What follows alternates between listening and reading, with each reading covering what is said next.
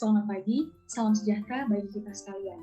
Yang terhormat, Bapak Ahmad Mutadin, Magister Pendidikan, selaku dosen pengampu mata kuliah Teknologi Informasi dan Komunikasi, dan kakak-kakak serta teman-teman yang berbahagia.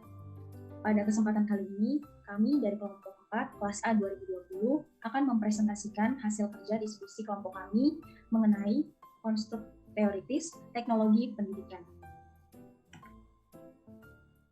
Adapun kelompok kami beranggotakan 4 orang, yaitu yang pertama Nurul Hidayah dengan NIM 205046003, yang kedua Nazifa Afiatus Solihah dengan NIM 200504013, yang ketiga Sherina Ayusa Fitri dengan NIM 200504026, dan yang keempat saya sendiri Tesalonika Grana Baru dengan NIM 200504032.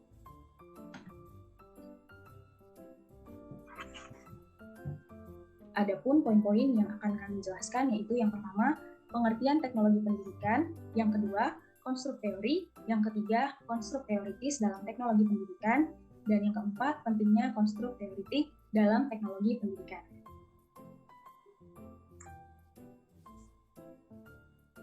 Baik, langsung saja kita masuk pada materi yang pertama, yaitu pengertian teknologi pendidikan. Terminologi pendidikan berasal dari kata textere, yaitu dalam bahasa Latin, yang artinya to weave or construct, yaitu menenun atau membangun. Kemudian dalam bahasa Yunani, teknologi berasal dari kata teknologia, yang menurut Webster Dictionary berarti systematic treatment atau penanganan sesuatu secara sistematis. Kemudian arti lain dari teknologi diambil dari kata tekne sebagai dasar, yaitu art, skill, dan science, yang berarti keahlian, keterampilan, dan ilmu. Teknologi pendidikan merupakan konsep yang kompleks karena ia dapat dikaji dari berbagai segi dan kepentingan. Definisi teknologi pendidikan atau pembelajaran merupakan penelitian dan aplikasi ilmu perilaku serta teori belajar dengan menggunakan pendekatan sistem untuk melakukan analisis, desain, pengembangan, implementasi, evaluasi, dan pengelolaan penggunaan teknologi untuk membantu memecahkan masalah belajar. Pada hakikatnya, teknologi pendidikan adalah suatu disiplin yang berkepentingan dengan pemecahan masalah belajar dengan berlandaskan pada serangkaian prinsip dan menggunakan berbagai macam pendekatan. Serangkaian prinsip yang dijadikan landasan teknologi pendidikan adalah yang pertama, jumlah penduduk semakin bertambah. Meskipun dengan presentasi yang mengecil, mereka semua perlu belajar, dan belajar itu berlangsung seumur hidup. Yang kedua, setiap pribadi mempunyai hak untuk dapat berkembang semaksimal mungkin, selaras dengan perkembangan masyarakat dan lingkungan. Yang ketiga, masyarakat berbudaya teknologi, yaitu bahwa teknologi merupakan bagian yang tertanam atau embedded dan tumbuh dalam setiap masyarakat dengan kadar yang berbeda. Yang keempat, lingkungan kita senantiasa berubah. Perubahan itu ada yang direkayasa, ada yang dapat diperkirakan, namun sebagian besar tidak dapat kita ketahui sebelumnya. Yang kelima, sumber-sumber tradisional semakin terbatas. Karena itu harus dimanfaatkan sebaik dan seoptimal mungkin. Selain itu, harus pula diciptakan sumber baru dan didayagunakan sumber yang masih belum terpakai. Dari beberapa definisi di atas, dapat disimpulkan bahwa teknologi pendidikan adalah suatu disiplin ilmu yang memfokuskan diri dalam upaya memfasilitasi belajar pada manusia. Baik, materi selanjutnya akan disampaikan oleh rekan saya. Baik, saya akan menjelaskan materi berikutnya pada bagian B, yaitu konstruk teori. Dalam konteks pendidikan, teknologi pendidikan merupakan pengembangan penerapan dan penilaian sistem, teknik, dan alat bantu untuk memperbaiki dan meningkatkan kualitas belajar manusia. Nah, adapun konstruk teori ini terbagi menjadi 4 definisi. Yang pertama, yaitu definisi teori. Umumnya, teori adalah sebuah sistem konsep yang mengindikasikan adanya hubungan di antara banyak konsep-konsep tersebut yang membantu kita memahami sebuah fenomena.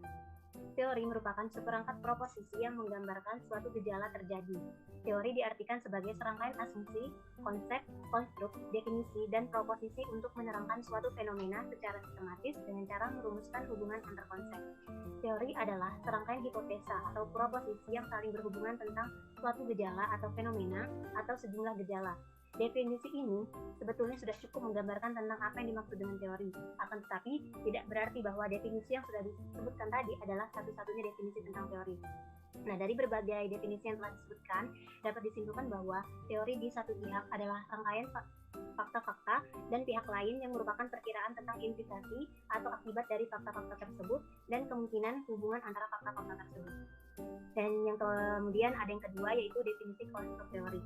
Konstruk teori adalah konstruk yang dapat diukur dan diamati. Mengubah konsep yang abstrak menjadi konstruk yang dapat diukur disebut operasional. Konstruk adalah konsep yang digunakan untuk menginterpretasikan atau menerjemahkan dunia. Inti dari konstruk teori adalah apa yang dikenal dengan proses of inquiry, yaitu kajian pengalaman yang sistematis yang mengarah pada pemahaman, pengetahuan, dan teori. Dalam melakukan suatu penelitian, kita mengenal ada beberapa macam definisi untuk konstruk, yaitu definisi konseptual dan definisi konstitutif. Nah, adapun definisi konseptual adalah definisi yang menggambarkan konsep dengan penggunaan konsep-konsep lain. Definisi dengan mempergunakan konsep kata-kata lagi yang tidak harus menunjukkan sisi-sisi atau dimensi pengukuran atau tanpa menunjukkan deskriptor dan indikatornya dan bagaimana mengukurnya. Kemudian definisi konstitutif itu adalah suatu definisi yang diberikan kepada suatu konstruk dengan menggunakan konstruk lain. Misalnya kita mempunyai sebuah konsep yaitu area. Nah, secara konstitutif, area didefinisikan sebagai luas suatu bidang tanah. Nah, adapun definisi konstitutif ini terbagi menjadi 5. Yang pertama, yaitu teori-teori kebenaran. Nah, kebenaran itu adalah yang pertama keadaan atau hal dan sebagainya yang benar atau cocok dengan hal atau keadaan yang sesungguhnya. Misalnya, kebenaran berita ini masih saya ragukan. Kita harus berani membela kebenaran dan keadilan. Nah, yang kedua, kebenaran itu adalah sesuatu yang benar atau sungguh-sungguh ada. Betul-betul hal demikian halnya dan sebagainya. Misalnya, kebenaran-kebenaran yang diajarkan agama. Nah, yang kemudian yang ketiga, kebenaran itu adalah kejujuran, kelurusan hati. Misalnya, tidak ada seorang pun sangsi akan kebaikan dan kebenaran hati. Nah, yang kemudian yang kedua ada teori korespondensi atau correspondence theory of truth. Teori korespondensi adalah teori kebenaran yang didasarkan pada fakta objektif sebagai dasar kebenarannya. Teori ini menyatakan bahwa sebuah pernyataan dianggap benar hanya jika pernyataan tersebut berhubungan dengan fakta objektif yang ada. Kesimpulan dari teori korespondensi adalah adanya dua realitas yang berbeda di hadapan manusia, pernyataan dan kenyataan. Menurut teori ini, kebenaran adalah kesesuaian antara pernyataan tentang sesuatu dengan kenyataan sesuatu itu sendiri. Kemudian yang ketiga adalah teori koherensi atau coherence theory of truth. Menurut teori koherensi, sebuah pernyataan bisa dianggap benar hanya jika pernyataan itu koheren atau tidak bertentangan dengan pernyataan sebelumnya yang sudah terbukti benar. Untuk dianggap benar, teori ini mensyaratkan adanya konsistensi atau tidak adanya pertentangan atau kontradiksi antara suatu pernyataan dengan aksioma. Karena itulah teori koherensi dikenal juga sebagai teori konsistensi. Teori ini berpendapat bahwa kebenaran ialah kesesuaian antara suatu pernyataan dengan pernyataan-pernyataan lainnya yang sudah lebih dahulu diketahui, diterima dan diakui sebagai benar. Nah, adapun materi selanjutnya akan dijelaskan oleh rekan saya yaitu Sherina Aisyah Fitri. Baik, selanjutnya saya akan melanjutkan menjelaskan materi mengenai teori pragmatisme atau the pragmatic theory of truth. Jadi, teori pragmatisme ini muncul sebagai kritik terhadap kaum positivis atau orang-orang yang berada pada aliran filsafat yang mengemukakan bahwa pengetahuan yang benar hanya pengetahuan yang berasal dari alam, atau aliran-aliran orang yang menganggap bahwa pernyataan metafisik sebagai pernyataan yang tidak bermakna atau meaningless. Jadi, teori pragmatisme ini berbeda dengan dua teori sebelumnya, yaitu teori korespondensi dan teori koherensi, di mana teori korespondensi ini dasar kebenarannya adalah fakta objektif, sedangkan teori koherensi itu dasar kebenarannya adalah konsistensi logis. Maka teori pragmatisme ini meletakkan dasar kebenarannya itu pada manfaat praktis dalam memecahkan persoalan dalam kehidupan.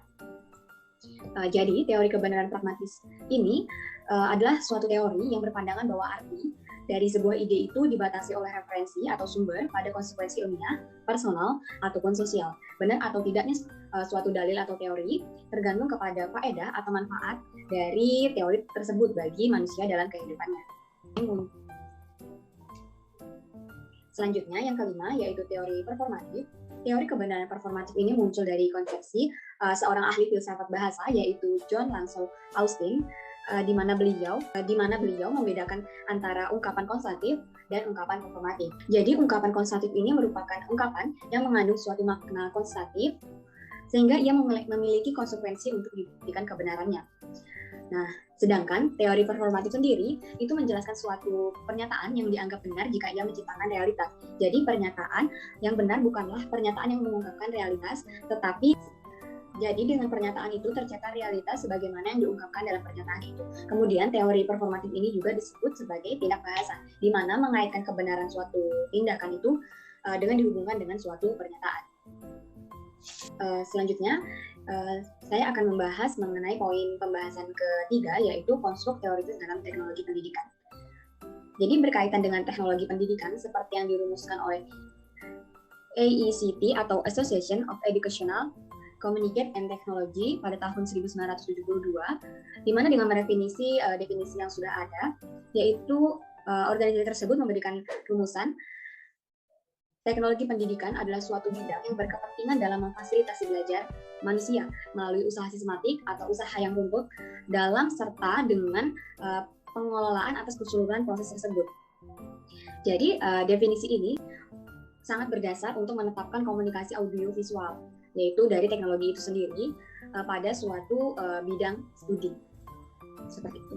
Jadi teknologi pendidikan merupakan suatu konstruk teoritik yang menunjukkan ide dan prinsip serta bagaimana kesemuanya itu disintesiskan atau dipadukan menjadi keseluruhan sebagai bidang garapan atau suatu bidang yang dikelola untuk menunjukkan aplikasi dan implikasi dalam praktik kehidupan sehari-hari. Juga sebagai profesi pada identifikasi kriteria yang harus dipenuhi oleh kelompok yang bergerak pada bidang teknologi pendidikan. Baik, penjelasan selanjutnya yaitu poin keempat akan dijelaskan oleh rekan saya, Nasifah. Selanjutnya yaitu pentingnya konstruk teoritik dalam teknologi pendidikan. Nah, sebagai konstruk teoritik, teknologi pendidikan itu mencakup serangkaian ide dan prinsip tentang bagaimana cara pendidikan dan pembelajaran itu harus dilaksanakan dengan menggunakan teknologi.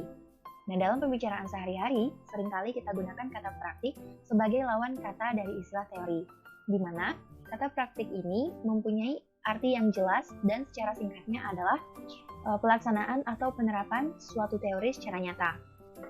Nah, teknologi pendidikan dapat membentuk teori karena memenuhi kriteria teori, yaitu yang pertama, adanya beberapa gejala yang belum dipahami sejelas-jelasnya menurut pengetahuan yang ada sekarang. Jadi, masih ada detail-detail kecil yang belum terungkapkan. Yang kedua, memberikan penjelasan tentang mengapa dan bagaimana suatu gejala itu dapat terjadi. Yang ketiga, memberi rangkuman tentang apa yang telah diketahui. Yang keempat, memberikan orientasi dalam menentukan dan mempertajam fakta-fakta yang akan diteliti, serta untuk membedakan antara data yang relevan dengan data yang tidak relevan. Selanjutnya, memberikan skema untuk mensistematiskan, mengklasifikasikan, dan menghubungkan segala gejala, postulat, dan dalil yang serasi, kemudian mengidentifikasi kesenjangan dengan mencari bidang-bidang yang relevan, namun diabaikan atau belum dipecahkan pada masa kini, kemudian memberikan dasar untuk merumuskan hipotesis baru, dan melaksanakan riset yang lebih mendalam. Dan yang terakhir, dapat mengungkapkan hal-hal melebihi dari apa yang bisa diketahui. Nah, teknologi pendidikan ini memunculkan paradigma baru yang memberikan suatu pendekatan baru dalam memecahkan masalah-masalah pendidikan. Namun tentunya paradigma baru tersebut merupakan penjabaran dan perluasan dari konsep-konsep terdahulu. Jadi masih ada hubungan atau keterkaitan secara langsung dengan definisi dan deskripsi bidang teknologi pendidikan yang dihasilkan sebelumnya. Nah, jadi pada intinya konstruk teoritik dalam teknologi pendidikan itu sangat penting ya untuk menganalisa masalah-masalah pendidikan dan cara pemecahannya tentunya, kemudian mengimplementasikan dan mengevaluasi serta mengelola pemecahan masalah yang berkaitan dengan segala aspek teknologi pendidikan, khususnya bagi pemerhati pendidikan seperti kita, para calon pendidik, karena kita dituntut untuk dapat mengevaluasi sebagai tindak lanjut dari pemecahan masalah dalam teknologi pendidikan yang akan datang, di masa yang akan datang. Sekian penjelasan dari saya kembalikan ke moderator.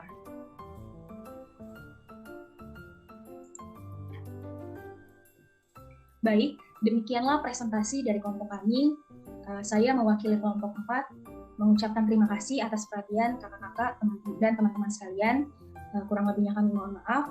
Kami ucapkan sekali lagi terima kasih dan selamat pagi.